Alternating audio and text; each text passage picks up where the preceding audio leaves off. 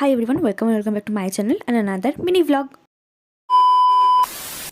তো মেনলি দিনটা ছিল ষষ্ঠীর দিন। আমি জানি আমি ভিডিও আপলোড করতে অনেক দেরি করে দিয়েছি।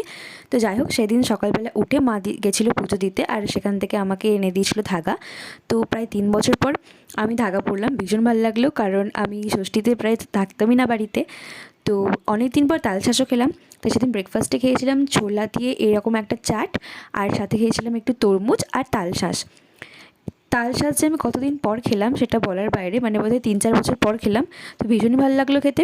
দেন একটু স্নান করে নিলাম, কারণ সেদিন ভীষণ গরম ছিল। দেন আমি আমার প্রিয় গাছগুলোকে জল দিয়ে দিয়েছিলাম। মা ঠিক যতটা আউটডোর প্ল্যান্ট পছন্দ করে, আমি ঠিক ততটা ইনডোর প্ল্যান্ট পছন্দ করি। আর স্পেশালি এই দুটো গাছ তো আমার খুব ফেভারিট, আর আমার একদম বিছানার পাশে এই দুটো গাছ থাকে।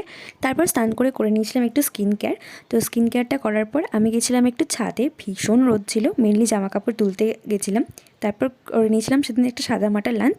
সেদিন আমাদের বাড়িতে স্পেশাল কিছু হয়নি, জাস্ট একটা নর্মাল লাঞ্চ শেষে একটু পর খেয়ে নিয়েছিলাম একটুখানি ফল। আর যেহেতু তারপরে মা ছিল না, তাই আমি আলু ভেজেছিলাম, আর রাত্রে পরোটা মিষ্টি আলু ভাজা দিয়ে ডিনারটা কমপ্লিট করলাম। তো এইটাই ছিল সেই দিনের ব্লগ। কেমন লাগলো অবশ্যই জানিও। দেখা হচ্ছে নেক্সট ভিডিওতে। বাই।